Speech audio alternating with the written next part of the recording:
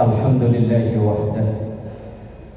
Wassalatu wassalamu ala rasulillah Sayyidina wa maulana Muhammad ibn Abdillah wa ala alihi wa ashabihi wa man tabi'a rushdah. Subhanaka la ilma lana illa ma'allamtana innaka antal alimul hakim. Rabbi shrah li sadri wa yassir li amri wahlul 'uqdatam min lisani yafqahu qawli waj'al li waziran min ahli. Amma ba'du. Hadratul ulama wal quraba wa hadratul jamaah Majelis Taklim Cahaya Islam Khoja, yang semoga semua kita diberkahi, diridhoi dan dikaruniai sehat afiat, panjang umur dalam taat ibadah kepada Allah. Alhamdulillah, kita awali mendoakan kedua orang tua kita, guru-guru kita, para pendahulu kita, dan semua orang yang berjasa berbuat baik pada kita, terkhusus yang mewakafkan, memperjuangkan masjid dan majelis taklim ini. Kita doakan anak cucu keturunan kita semua dijadikan soleh solehah, keluarga sakinah mawaddah warahmah, rezeki yang halal dan barakah. Kita doakan apabila ada yang sakit, mungkin jamaah kita atau keluarga kita dimanapun berada, atau tetangga kita yang saat ini sakit, kita doakan semoga segera diangkat penyakitnya, dikaruniai sehat afiat. Ala hadiniyah wa ila hadratin Nabi Mustafa Muhammadin sallallahu alaihi wasallam. Syamlillahi lahum al-Fatihah. A'udzu billahi minasyaitonir rajim. Bismillahirrahmanirrahim.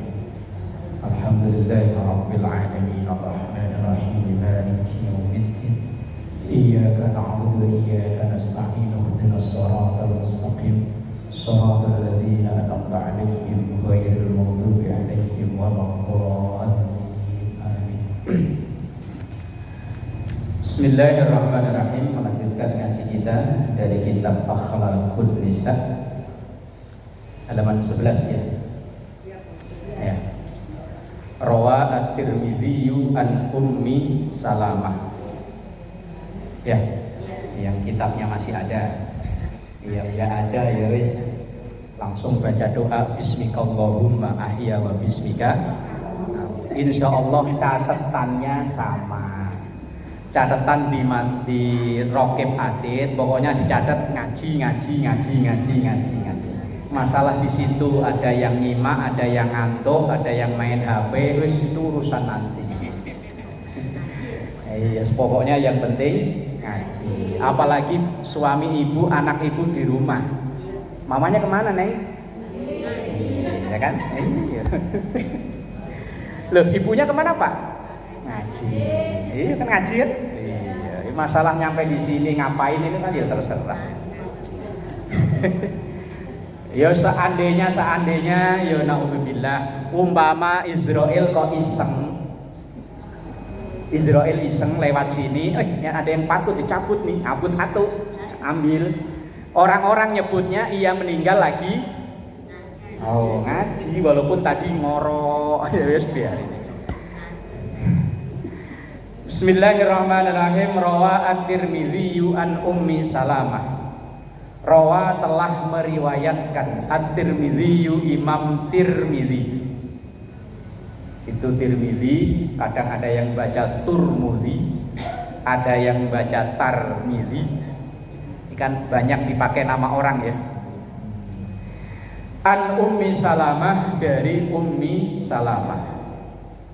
Qala Rasulullah sallallahu alaihi wasallam. Qala, bersabda Rasulullah sallallahu alaihi wasallam. Apa isi sabda Rasulullah? Ayyuman, dimanapun seorang imro'atin, istri, matat, artinya nggak ada yang tahu tuh artinya. Matat, kalau laki-laki mata, kalau perempuan tambahin taknis namanya, tak untuk menunjukkan perempuan. Kola itu kalau yang ngomong laki-laki, kalau yang ngomong perempuan kolat, tambahin tak. Itu namanya taknis kalau belajar ilmu nahwu. Matat, mati. Padahal kalau di sini manusia dibilang mati nggak sopan ya. Umpama loh ada yang meninggal, biasanya kalau di sini disiarin di masjid lah. Nah, umpama di sini tadi itu yang Israel iseng tadi itu, umpama terus disiarin di sini telah mati. Itu yakin ibu-ibu yang dengerin, siapa sih nyiarin orang songong amat mati. Padahal bahasa Quran, bahasa hadis itu pakai bahasa mati. Kan yang biasa ibu baca kalau setelah takbiratul ihram, sebelum baca Fatihah ibu baca apa? Setelah takbiratul ihram, sebelum Fatihah baca doa iftitah. Itu ada bacaan inna sholati wa nusuki wa mahyaya mati. Bukan wa meninggal kok ya. Makanya ukuran sopan itu antara satu daerah dengan daerah lain itu beda. Di sini dibilang sopan, di tempat lain mungkin bilangnya enggak sopan. Saya sama istri walaupun sama-sama Jawa itu beda-beda kultur. Kalau istri karena orang wilayah Solo, saya orang Pantura, orang Pati, ngomongnya kasar. Kata kampung saya enggak biasa, bukan enggak sopan, ya biasa. Tapi kata kampung istri songong. Padahal yo sama-sama Jawa, apalagi mungkin satu Sumatera, satu beda. Sopan itu ukurannya beda. Kita kalau ketemu begini, tiba-tiba kok dipegang kepala, kata ibu apa? Songong ya. Tapi ada di budaya daerah tertentu, ini kata teman saya yang belayar itu kan pindah-pindah ya. Katanya di satu daerah itu kalau ketemu orang belum dipegang kepala itu belum akrab. Kalau di sini bisa-bisa langsung dimaki-maki ya, kurang ajar. Wong pala saya ini yang megang cuma emak, bapak, anak saya, istri saya sama tukang cukur. Lah iya kan? Ayyumam mara'atin, siapapun seorang istri matat meninggal. Ntar kalau mati dibilang kan sopan ya, meninggal terus. Apa wafat? Sama aja. Wes pokoknya intinya nggak ada nyawanya gitu aja lah. Wa zaujuha, dan suami dari istri tersebut, anda dari istri tersebut radin, ridho. Dakhalat, maka masuklah si istri tersebut al jannata, surga. Seorang istri yang meninggal terlebih dahulu, kemudian suaminya selama hidupnya itu ridho dengan istrinya, bukan pas matinya loh ya. Kalau pas matinya malah tanda tanya, begitu mati istrinya meninggal malah alhamdulillah. Wah wes bahaya loh. Maksudnya ini ketika istrinya itu meninggal terlebih dahulu, kemudian semasa hidupnya si sang istri ini, sang suaminya ridho dengan keseharian istrinya, maka wanita itu wes tanpa hisab langsung belum surga. Semasa hidupnya suaminya ridho. Berarti kalau suami ridho, istrinya berarti kan yo solehah gitu ya. Kayak ini deh ya. Ya solehah ya. Di sini. Lah iya wong di sini kok. Saya taunya kan di sini. Loh kalau di rumah kan saya nggak tahu rumahnya yang mana tuh ya, saya juga nggak tahu. Nah iya kalau di sini ini kan solehah semua ya. Duduknya yo tenang. Iya kan, dari tadi baca Quran, tadi saya dengar baca Ar-Rahman, sebelum Ar-Rahman apa? Yasin, sebelum Yasin Al-Muluk, apalagi kalau saya tadi datangnya jam 2:30 gitu ya. Mungkin Al-Baqarah juga dibaca ya, pahalanya lebih banyak. Solehah kalau di sini nggak tahu nanti kalau pulang tapi insya Allah tetap lah ya. Amin. Kok aminnya sambil senyum? Amin tapi sambil senyum ini kan mencurigakan.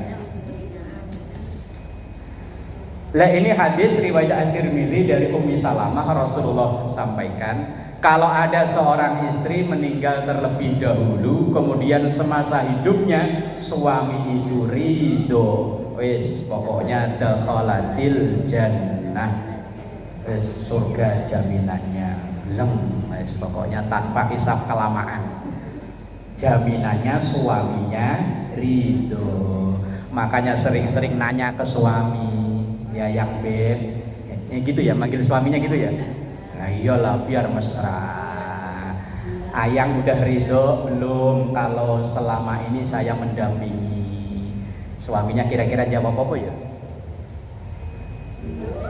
Ridho banget gitu ya. Ridho banget, ya Allah. Ya wes kalau gitu ya saya tak pergi duluan gitu ya. Ya enggak gitu maksudnya. Ini kadang ada seorang istri yang minta maaf sama suami aja berat. Minta maaf kadang nunggu Idul Fitri itu hanya berlaku paling 2 jam. Pulang sholat Id, suami duduk di ruang tamu langsung cium tangan, nunduk. Pak, maafin ya Pak. Dah makan opor, habis makan ayam biasanya kan mau silaturahim ke tetangga saudara ya. Begitu ibu udah rapi, tas udah dibawa, baju baru udah dipakai, suaminya masih pakai kaos yang singlet, masih pakai sarung rokok. Kira-kira ibu masih ridho apa ngebrembeng?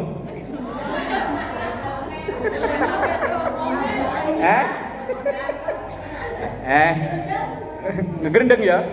Padahal tadi itu udah minta ridho loh, sampai nangis-nangis. Pak, kok ternyata berlaku cuma 2 jam.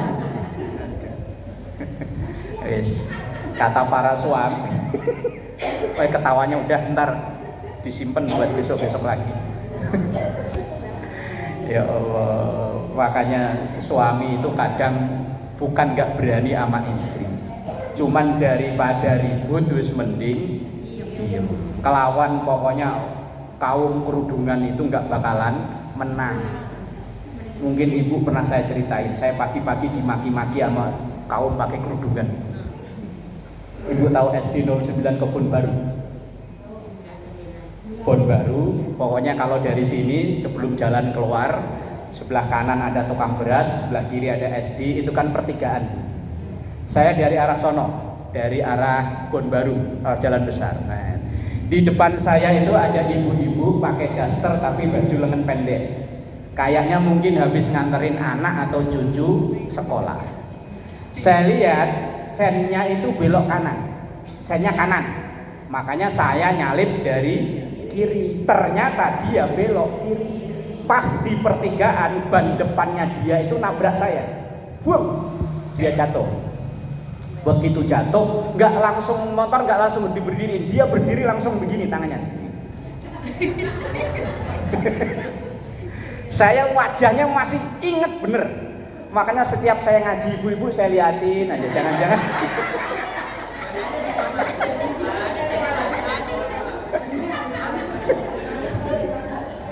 Jangan-jangan orang sini, saya liatin aja, belum ketemu. Kalau ketemu mau saya kasih besek, saya kasih ke dia. Ngomong apa dia? Karena mungkin dia ngelihat saya pakai sarung, pakai jaket sih, memang pakai sarung, cuman kan koko kelihatan segini ya. Pakai helm, saya rapi, pakai masker, langsung begini. Dasar Ustadz PA.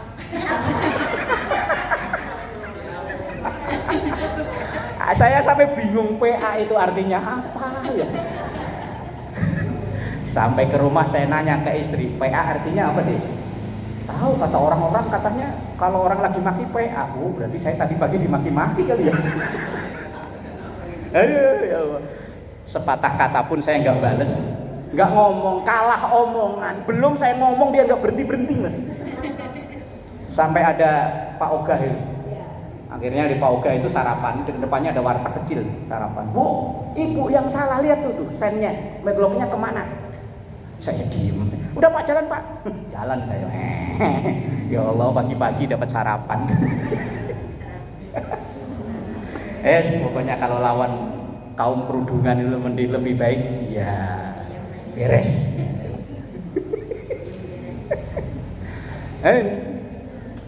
Bismillahirrahmanirrahim. Wa rawa at-Tabrani wa Ibnu Huzaimah wa Ibnu Hibban fi sahihaihima. Wa rawa, dan telah meriwayatkan at-Tabrani. Ini ahli hadis namanya at-Tabrani.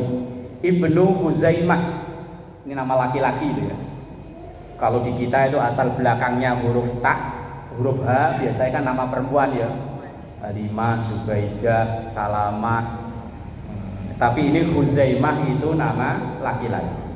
Wa Ibnu Hibban, dan Ibnu Hibban fi sahihaihima, dalam hadis yang disahihkan keduanya. Wa rawa al-Baihaqi, dan juga meriwayatkan Imam al-Baihaqi. Perawinya banyak. Qala Rasulullah sallallahu alaihi wasallam, bersabda Rasulullah sallallahu alaihi wasallam, salah satun, ada tiga, la yaqbalullahu, yang Allah tidak menerima, naudzubillah, lahum, untuk tiga tersebut, sholatun, sholatnya enggak diterima. Padahal sholat ini ibadah kunci. Ibarat amalan kita itu ditaruh di lemari, kuncinya itu sholat. Awwalu ma yuhasabu bihil abdu yaumal qiyamah as-sholat. Yang pertama kali dikoreksi dari semua ibadah kita ini nanti sholat. Bukan puasa, bukan zakat, bukan umroh, bukan haji. Biar umroh seminggu 3 kali, umrohnya nggak tanggung-tanggung, seminggu 3 kali. Rumahnya deket Ka'bah, yang bayanginnya apa sih? Lah kalau orang Cipucang ya kayaknya nggak mungkin. Seminggu 3 kali, biar dia punya travel sendiri ya nggak mungkin. Ini orang Mekah, sono lo, orang Mekah, rumahnya itu pokoknya kalau dari Ka'bah itu ya dari sini ke rumah sakit Koja gitulah. Ya kan bisa seminggu 3 kali kan? Dia bangun tidur, berangkat umroh, pulang lagi. Biar sehari umroh 3 kali, haji tiap tahun berangkat, tapi kalau sholatnya 0, ya wis 0. Lah ini ada ancaman, ada 3 kelompok orang yang sholatnya tidak diterima. Na'udzubillah, moga-moga kita nggak masuk.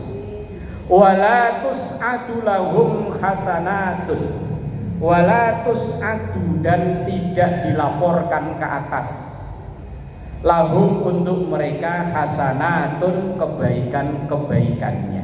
Amal solehnya juga sama, tidak diterima.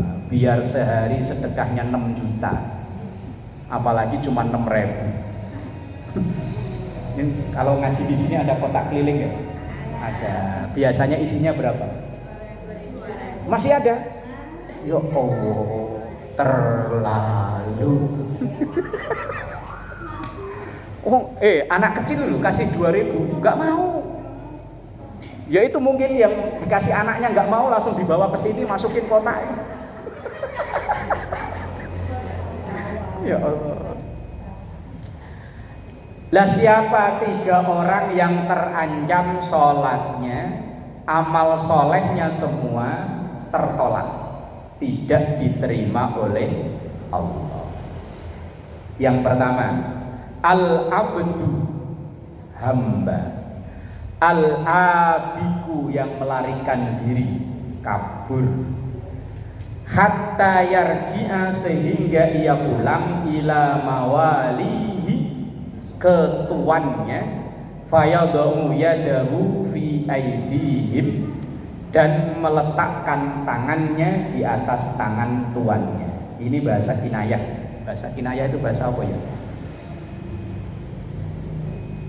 Bahasa kinayah itu kayak ada orang ngomong bagaikan punggung merindukan bulan. Nah, itu bahasa apa namanya? Kiasan. Karena sekarang kan udah nggak ada budak. Kalau dulu itu kan budak. Kalau ada budak kok lari, walaupun budak itu ahli ibadah, maka ibadahnya enggak diterima. Kalau sekarang dikiaskan, orang yang punya tanggung jawab dan ia lari dari tanggung jawabnya. Seorang suami yang karena mungkin merasa berat nanggung beban nafkah keluarganya, akhirnya kecantol sama demi janda, akhirnya istrinya jadi janda. Nah, ya demi janda sono akhirnya istrinya jadi janda. Terus mikir anaknya 6 kecil-kecil semua. Sementara yang sono ada janda nggak punya anak. Akhirnya ini ditinggalin lari ke sono. Ini sementara ini anak kandungnya 6. Sekarang punya anak 6 kayaknya kebanyakan ya. Kebanyakan. Kalau dulu punya anak 6 itu dikit. Nah, iya orang-orang dulu yang seumuran bapak-bapak saya itu anaknya rata-rata ya 10, ada yang punya 17. Sampai saya tanyain aja, "Mbah, sampean itu apal nama anak-anak, Mbah?" "Apal sih apal, cuman urutannya nggak apal." Lah, dia lari dari tanggung jawab, sementara ini tanggung jawab wajib. Lah itu walaupun misalnya orang itu ibadahnya tekun, sujud jidat sampai hitam, dengkul sampai kapalen. Ini kalau sujud ini sampai ireng. Dengkul sampai kapalen. Senin, Kemis puasa, Yaumul Bid puasa, tapi tanggung jawab nafkahi anak sama istri ditinggalkan, alamat ibadahnya semua lewat. Naudzubillah. Lah apakah itu hanya untuk suami? Yo enggak. Istri yo begitu, karena saya pernah dicurhatin orang. Kebetulan rumah tangga baru udah 2 tahun 3 tahun menikah, punya anak, tapi anak enggak seperti yang diinginkan. Umumnya kan jarinya 5 ya. Ini enggak punya jari. Pokoknya terlahir anaknya itu, maaf ya, cacat. Kemudian ibunya ini enggak mau menerima, padahal ini darah dagingnya. Akhirnya malah dia lari jadi TKI. Nggak ada kabar, nggak ada apa. Ya wis, alhamdulillah suaminya itu, ya wis kerawat itu, wis dengan berbagai macam cara. Lah ini kan lari dari tanggung jawab juga kan ya. Diamanai oleh Allah anak. Ya memang sih tadi itu anak nggak sesuai harapan. Harapannya punya anak itu normal, ternyata lahir tidak normal. Lari dari tanggung jawab. Walaupun umpama seandainya si perempuan ini nih ibadahnya tekun, kalau ngaji baca Quran sehari khatam 3 kali. Kita mas tahun sekali aja belum tentu ya. Kalau pahala khatam berkali-kali bisa, karena ada keterangan dalam kitab Riyadhus Shalihin, kita baca qul huwallahu ahad sekali itu sama dengan 1/3 Quran. Berarti kalau baca 3 kali sama dengan khatam. Berarti ibu bisa sholat khatam 2 kali. Nanti sholat asar, rakaat pertama baca kulhu 3 kali, rakaat kedua baca kulhu 3 kali. Berarti sama dengan khatam 2 kali. Tapi itu pahalanya, manfaatnya ya tetap beda. Yang pertama, orang yang terancam pahala sholatnya, amal solehnya nggak diterima adalah orang yang lari dari tanggung jawab. Entah itu suami, entah itu istri, atau siapa saja. Yang kedua, wal mar'atus sakhitu 'alaiha zaujuha hatta yardu. Wal mar'atu, dan seorang istri, as-sakhitu 'alaiha, yang marah kepada istri tersebut, zaujuha, suaminya, hatta yardu, sehingga suaminya ridho. Suami istri yang marahan, kadang sampai enggak teguran padahal tinggal satu rumah. Kalau ketemu, satu mukanya buang kanan, satu mukanya buang kiri. Tapi apa ya ada ya terjadi dalam satu rumah sampai segitu ya? Ada. Masa sih? Satu rumah loh. Suami istri satu rumah sampai misalnya marahan nggak teguran. Cerita ada ya. Tapi goyo kebangetan men ya. Satu rumah ya. Alhamdulillah. Tinggal satu rumah. Istri yang membuat suaminya sampai marah, atau mungkin entah sudah atau belum hadisnya itu. Ketika seorang istri yang menuntut suaminya di luar batas kemampuan suami, sehingga suaminya itu kayak begitu itu, maka amalnya, sholatnya dikhawatirkan ditolak. Makanya kalau yang berangkat ke sini tadi kok dalam keadaan lagi wes ntar pulang langsung Pak cium tangan, maafin yo Pak, gitu. Yo, jangan sampai kita ngajinya tekun, ibadahnya tekun, tapi suaminya marahan sama istrinya, bahaya. Jangankan sama suami istri, sama orang lain loh, orang lain sama. Yang ketiga, ini insya Allah kita singgah. Cuman yang kedua itu tadi. Wasakronu hatta yashuwa. Sakron. Apa sakron? Kalau pakai shin besar, syukur. Tapi kalau sin kecil namanya mabuk. Yang minum, yang minumannya sih nggak bening begini, warnanya agak kayak teh gitu. Begitu diminum langsung matanya langsung yang hitamnya hilang, tinggal putihnya doang. Kayak lagu itu loh, apa itu, gara-gara sebotol. Nah itu apa tuh? Jalan jadi sempoyongan. Saya dulu awal pertama ke Jakarta itu kan kerja di proyek bangunan itu. Saya jadi kenek kuli bangunan, apa? Kenek. Lah itu asal hari Sabtu itu gajian, malam Minggu rata-rata mabuk. Di bedeng pada beli, matanya melotot tapi itemnya nggak ada.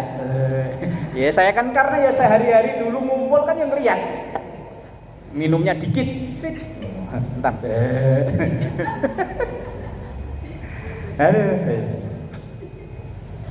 Orang mabuk hatta yashuwa, sehingga ia sadar. Dan dulu mabuk itu menjadi kegemaran para sahabat. Maka larangan minuman keras itu nggak langsung to the point, diharamkan nggak, proses. Karena dulu ketika Islam datang, kegemaran masyarakat Arab itu minum minuman keras. Bahkan minuman apa ya? Kalau kita ada acara besar, itu suguhan utamanya lah yaitu. Maka para sahabat itu dulu sebelum datangnya Islam penggemar mabuk. Maka proses pengharaman minuman keras itu prosesnya lama, bertahun-tahun. Pertama turun ayat bahwa minuman itu, yang minuman itu anggur lah umpama, itu ada manfaatnya tapi ada madorotnya. Tapi madorotnya lebih besar. Itu ayat pertama turun. Kemudian setelah sekian lama turun lagi, jangan sholat kalau lagi mabuk. Wong saat itu sholat sudah, tapi mabuk masih dulu. Kemudian setelah para sahabat ini pada senang sholat, kemudian baru turun ayat innamal khamru wal maisir wal ansab wal azlam rijsun min amalis syaiton. Baru turun vonis bahwa minuman itu minumannya setan. Lah kalau minuman setan diminum orang, setannya minum apa? Nah, setannya gak kebagian. Lah orang mabuk sekarang banyak jenisnya. Kalau dulu hanya anggur apa yang dijual-jual itu, itu. Kalau sekarang ada narkoba, ada ganja, macam-macam. Yang saya pernah melihat anak-anak kecil, ini Ini waspada anak-anak yang punya anak seumuran SMP. Itu malam-malam sekitar jam 10, jam 11 saya lihat anak-anak itu pada ngumpul di jalan perapatan Kesemek ini. Lah malam-malam karena saya bawa sepeda, saya samperin, pada ngapain jam segini? Dia jawab, lagi ngelem om. Ngelem? Lem apaan? Saya kan belum tahu ya. Itu ternyata lem yang dulu buat nambal ban sepeda. Itu ada lem tingginya, lem ibon bener. Lem ibon itu ditusuk dikit kemudian disedot. Sedot. Itu kata anak-anak itu bisa bikin mampu. Terus kenapa pakai lem saya tanya? Kemudian jawab, kalau minuman mahal om. Kalau ini kan murah, kita patungan harganya saat itu sekitar 12.000 beberapa. Ini kan murah, tapi efeknya sama, merusak otak. Dan saya ngalami sendiri setelah saya kerja di proyek itu kan saya kerja mebel. 2012 saya baru berhenti. Itu memang kalau saya buka lem untuk nyambung busa yang untuk spring bed, untuk kursi-kursi. Kalau lem baru dibuka dalam keadaan perut lapar pagi-pagi, itu bisa kelenger. Saya pernah ngalami sendiri kan. Oh ternyata ini yang dipakai anak-anak itu. Kecil, SMP lah, mungkin kelas 1, kelas 2 pada mungkin ibunya di rumah nggak tahu, kira anaknya main sama temen-temennya. Awalnya ngelem, takutnya lama-lama narkoba. Nah 3 kelompok ini yang amalnya ditolak oleh Allah. Yang pertama, seseorang yang lari dari tanggung jawab. Yang kedua, seorang istri yang suaminya marah dengan dia. Yang ketiga, seorang yang mabuk hatta yashua, sehingga dia sadar. Kalau belum sadar juga, ya wis amal baiknya ditolak oleh Allah. Semoga kita termasuk hamba-hamba yang amal soleh kita, terutama sholat kita, diterima oleh Allah. Maka dalam doa kita, Rabbana taqabbal minna innaka antas samiul alim. Wallahu a'lam bishawab. Al-Fatihah.